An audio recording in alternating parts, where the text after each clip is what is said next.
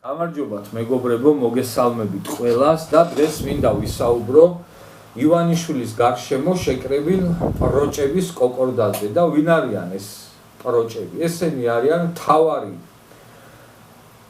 ყველაზე მთავარი პროჭი ვინც არის ღარიბაშვილი და იქიდან მოყოლებული მერე ეს ლილუაშვილები, გომელაურები, რიჟვაძეები და კიდე კაცმა არ იცის ვინ, ყველა პროჭები აღმოჩნდნენ, ყველა აი ამ კორუფციაში გადავარდნილები თავით და ყველა ესენი ივანიშვილის ნდობას იყენებდნენ ბოროტად და თავზე გადაიჯვეს, ივანიშვილსაც გადააჯვეს და ამ ქვეყანასაც და იმიტომ არის ეხლა რომ გომელაურები, ლილუაშვილები, ღარიბაშვილები და ვიღაცები პროჭები ვიძიან სახლებში, ვერ გამოდიან სახლიდან, იმიტომ რომ აკრძალული აქვს სახლიდან გამოსვლა და ვიღაცებთან შეხვედრები და ვიღაცებთან ვასვასები სხვადასხვა თემებზე. და აი ასე პროჭები ვიძიან სახლში და ელოდებიან თავის განაჩენს და ძალიან კარგი და აუცილებლად ამ ადამიანებმა უნდა აგონ პასუხი ყველა.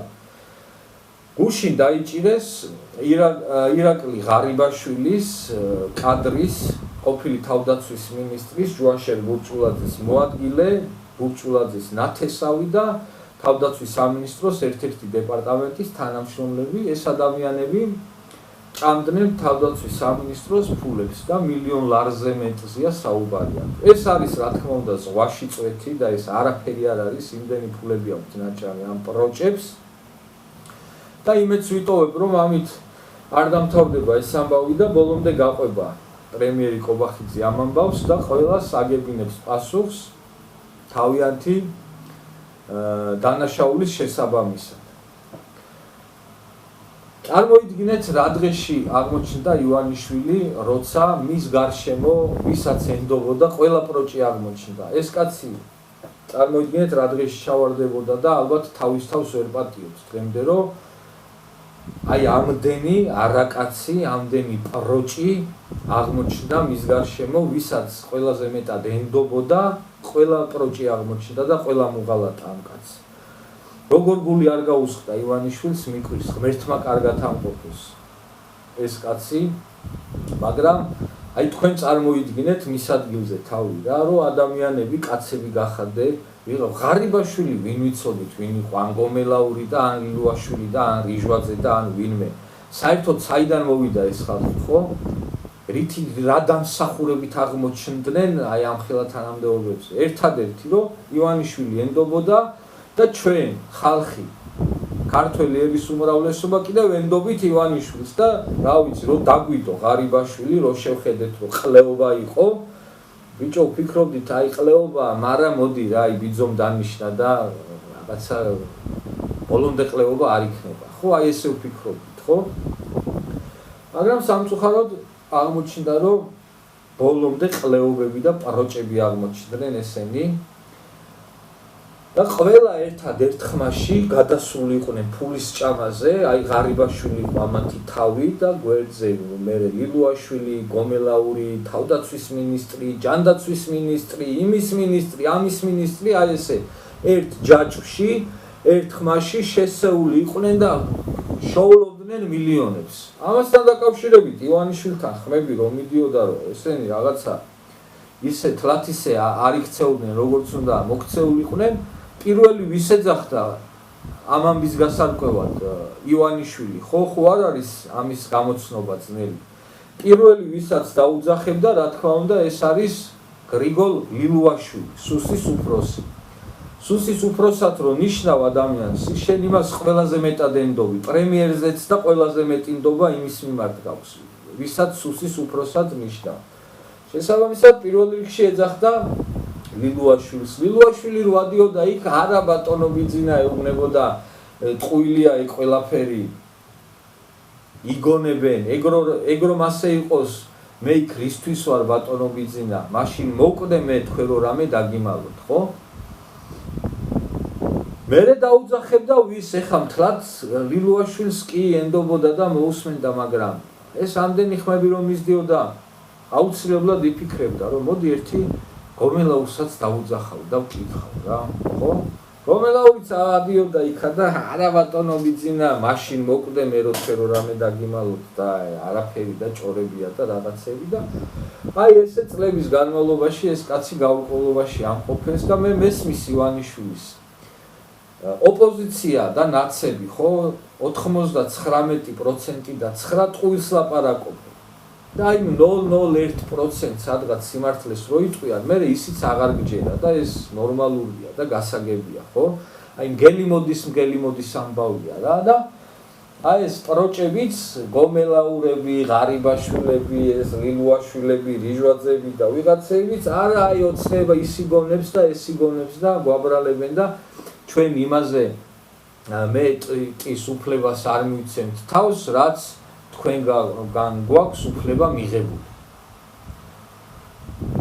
მაგრამ დადგა დრო, როცა ამ ქვეყანაში მოვიდა წესიერი კაცი პრემიერ-მინისტრად, ყველაზე უფრო აზრემოსული, ვიდრე დღემდე ყოლია, ყველაზე უფრო განათლებული, პრინციპული და წესიერი ადამიანი, რომელმაც რეალურად ფაქტები დაიჭირა ხელში აი ამათი პროჭობის. შესაბამისად ჩემი სუბიექტური აზრი ასეთია და ეს ასე იქნებოდა დარწმუნებული ვარ, რომ ყობახიძე და ოხანაშვილი აი ამ ფაქტებით, ამათი პროჭობების ფაქტებით ავიდნენ ივანიშვილთან, დაუდეს ეს ფაქტები და უთხრეს ბატონო ბიძინა რეალობა არის ეს, დანარჩენი როგორც თქვენ გადაწყვიტავთ, ჩვენც ისე ვიმოქმედებთ და იქ ალბათ ივანიშვილს ალბათ გული გაუსკდა ესენი რო ნახა და რო გაათვითცნობიერა რომ ყველა პროჭი აღმოჩნდა მის გარშემო ვისაც ნდობა გამოუცხადა ვისაც ყველაზე მეტად ენდობოდა იმ ადამიანებმა ყველამ მოატყუა ივანიშვილი და არ ვიცი ივანიშვილს ჰქონია სერიოზული თმენის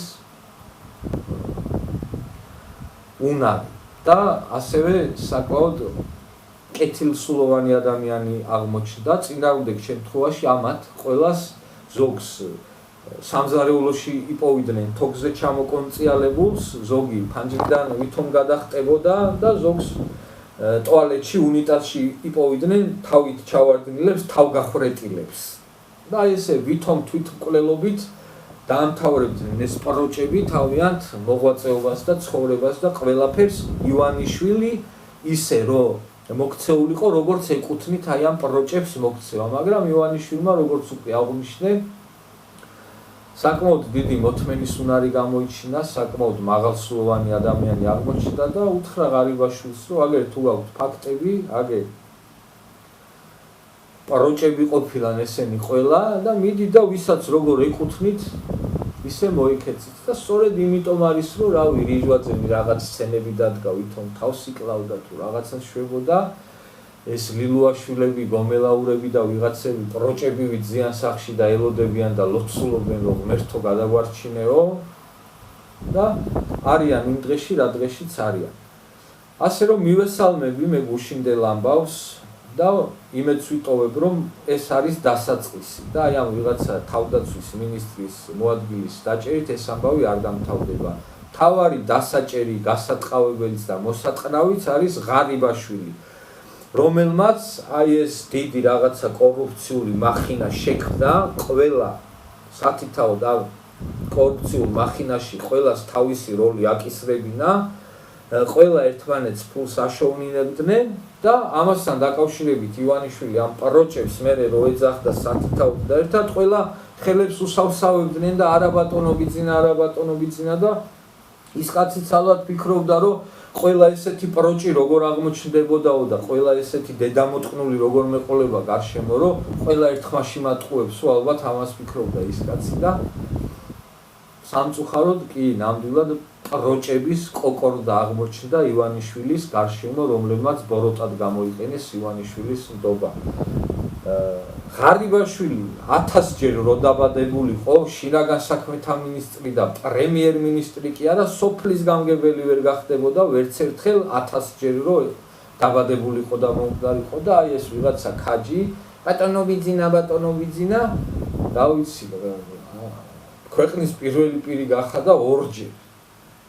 და სწორედ ამიტომ იყო რომ აი გოიმის ფსიქოლოგია ეგ არის რომ იფიქრა რომ მეორეც რომ მოაბრუნა ივანიშვილმა იქ იფიქრა რომ всё ივანიშვილზე მაგარი ჭკვიანიცო, რომ შენძრეულიცო, შებერტყილიცო, შემსრულებელიცო და აი ახლა მე ვიცი, რასაც ვიზავო და გადაიჯვა თავზე და რავი, რაც თვითონ იყო ღარიბაშვილი, ის ძმაკაცები ყავდა, ხო, რა კადრები ყავდა, გახსოვთ, ჭიკაიძე გავიხსენოთ, ხო, დაწერილს ვერ კითხულობდა და გერაინი იქიჯდა გერაინი ამოვიღეთ, თალიბანი ეგონა ტიპი ვიღაცა პიროვნება და პიროვნება თალიბანი დავიჭირეთო და იქ ბაბაჭკებით და დანებით რო დადიოდა და ესენი ყველა მილიონრები არიან დღეს. აი ეს არის ღარიბაშვილი, მაგის დედას შევეცი მე.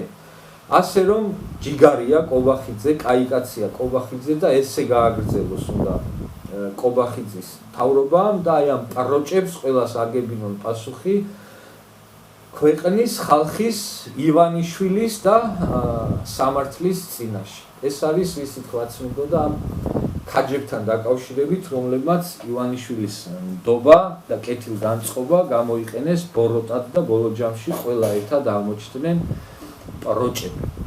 ეს არის და ეს ვისი თქვაც მინდოდა აი ამ გარეწლებთან დაკავშირებით.